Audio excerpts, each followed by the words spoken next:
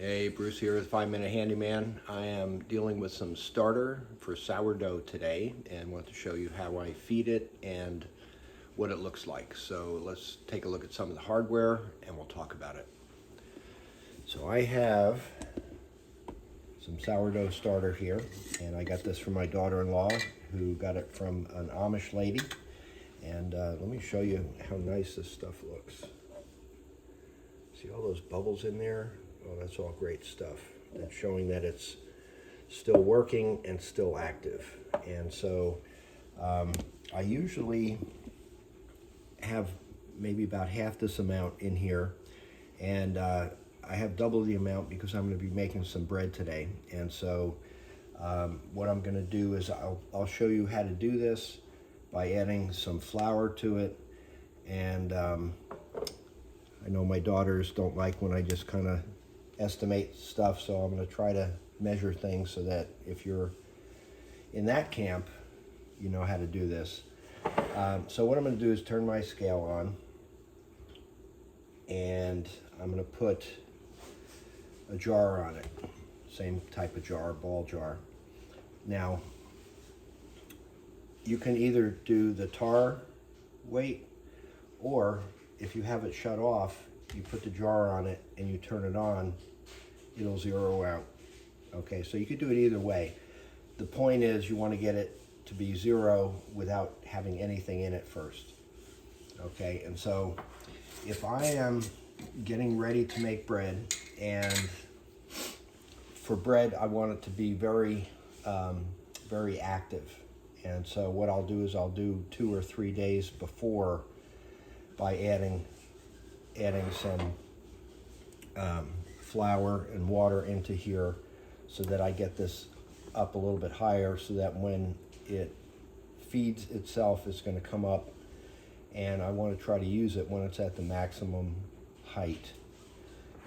There's some things online that say you could do a 1-to-1 feeding, up to a 5-to-5 feeding, 1 to 5 to 5, which means 1 unit of this to 5 parts of flour and water. And when you add the flour and water, you want to add equal weight, not volume, equal weight of flour and water. So what I'm going to do here is I'm going to weigh this. This is now zeroed. So I'm going to take this and put this on here, and I'm at 430 grams, which means that if I want to do a 1-to-1, I need to add 430 grams of this and 430 grams of water. So what I usually do is, as I'm getting ready to do bread, I will add flour, and let me put it in here so we can look at some weights. So I'm going to tar that, and now I'm at 0. What I usually do is I will do some heaping tablespoons, and it's either 3 or 4 that I'm going to use.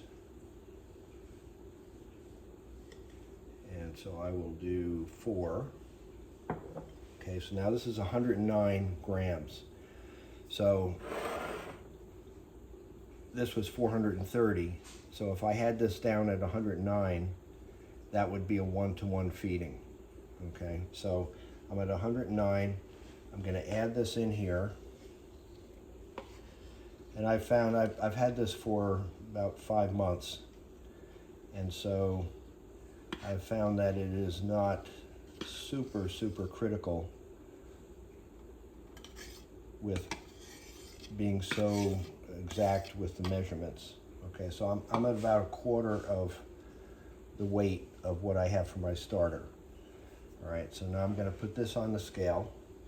I'm going to tar that down, and I'm going to add 109.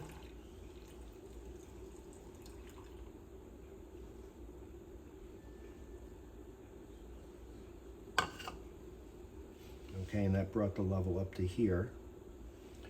And what I'm going to do is I'm not going to stir it with a spoon.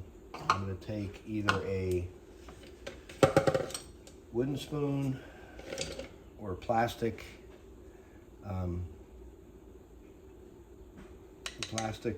stirring, and I'm going to take this and I'm going to stir it and mix it up really well. Okay, so what I want to do is I want to incorporate all of the flour and the water with the other starter. Okay. And so what this is going to look like is it's going to be nice and mixed. All right, so let's keep working with this. And I'm going to wipe this off. Now, one thing to remember is sourdough starter or flour and water is like glue to your plumbing. So you're not going to want to just rinse this stuff off in the sink. So what I do is I take a piece of paper towel and wipe it off my spoon. And when I get most of it off, now I can take and wash this in the sink, because it'll gum up your plumbing pretty nasty. Okay, so here's what this looks like. Virtually no bubbles. And so what we're going to do is we're going to put our lid on here very loosely. I don't want to tighten it. I want to keep it loose so that as it starts to expand, some of the CO2 that gets generated from the starter eating the dough will just be able to come out. Okay, so we're going to put this on the counter and we're going to let that sit for, well, probably 4 hours. Okay, and I'm going to bring my rubber band up to where my level is right now, which is somewhere around here. And again, you know, this is not a super exact science. It's very, very forgiving. And so I'm going to leave it like this, put it on my counter. And one thing I will do, because I've had this happen before, it's in a bowl. So if it does end up coming out of here, it's not going to make a mess all over my counter. So we're going to leave this sitting here, and we're going to check it in about 4 hours, and it should be pretty active. And when it's pretty active, then I can take some out of here, put it into my my bowl, and start making my bread. Two resources I've seen I have that are very good helps. There's a lot of different recipes for different types of breads and things in here by Emily Raffa, Artisan Sourdough. And then the other resource I have is Sourdough Discard Recipe Cookbook. And this one has a lot of different recipes so that so what happens is a lot of folks will, when they're ready to feed this, they'll pour out half or 3/4 of the sourdough that's in here and just throw it away. Well, you can use that to make, gosh, we made all kinds of things. We made Cheez-Its, cornbread, waffles, pizza crust, pretzels, ravioli, biscotti, chocolate chip cookies, peach cobbler, a lot of different things with the discard. So we're not wasting it, we're using it for other things. But when you want to make bread, you want to make sure that your starter is very active and bubbly, even more bubbly than what I showed you in the front part of this video.